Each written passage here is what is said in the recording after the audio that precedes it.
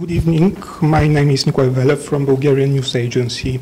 Mr. Bayramov, recently Azerbaijan has increased its investments in green energy projects. Furthermore, the country sees such projects as an opportunity to cover part of its internal gas needs in order to supply bigger quantities of gas abroad. But because of the coronavirus crisis and because of the war in Ukraine, there are deepening problems with the supply chains, and the prices of raw materials are rising. Can you tell us, please, do you think that at a global scale, investments in such projects are still enough profitable? And can the European Union rely on green energy in its efforts for diversification? Thank you. Thank you for your question, and here I want to probably a bit elaborate in respect what you mentioned. This is actually important topic which you are raising, and I want to note that actually this is something, and the decision in respect of the special attention to the development of alternative energy in Azerbaijan, this decision was taken by the government several years ago. And notwithstanding to the fact that Azerbaijan is an oil and gas exporting country, several years ago Azerbaijan actually took decision in respect of this and also announced a number of, let's say, milestones and let's say some objectives. For instance, Azerbaijan took an obligation to decrease the greenhouse emission rate by 35% by 2030. Another obligation which Azerbaijan also announced is that the increase of alternative energy production from current 17 to 30%. And from this perspective, in our country we pay significant let's say importance and attention to the development of green energy, alternative energy sources.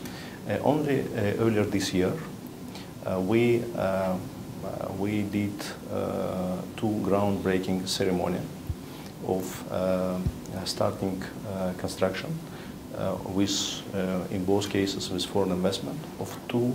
In one case this is solar, in other case this is wind, alternative energy plants with total capacity of 470 megawatts.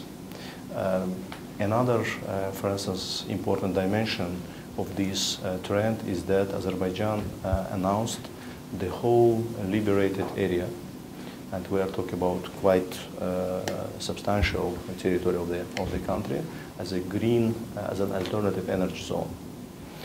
This is going to be the goal for the government to significantly develop the green energy in those territories. At the same time, we are also taking special attention to the develop the alternative energy capacity in the Azerbaijani sector of the Caspian Sea, because there is a huge reserve for alternative energy there. With this in mind, I believe that we actually can achieve several goals. First of all, this is, you understand, this is very, let's say, responsible approach towards the climate change, towards the sustainable development goals relating to the development of alternative energy resources.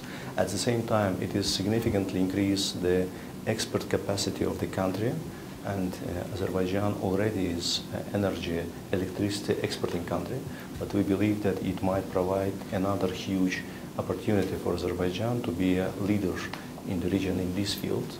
And also the last, but probably the least but not the last, you also mentioned that by increasing your energy capacity in the country through the alternative, let's say, energy sources, the country can decrease, let's say, the gas and other fossil-based, let's say, energy for the, let's say, in order to produce the electricity. And these additional, let's say, energy resources, like additional gas, can be also exported and be additional, let's say, value for the countries which need additional, let's say, gas volumes. But of course, this is not something which may happen over the day, but we believe that not only through the increase of the gas production, but also through the increase of alternative energy production and decrease of domestic, let's say, use of gas reserve, Azerbaijan can deliver to the European market more additional, let's say, gas volumes.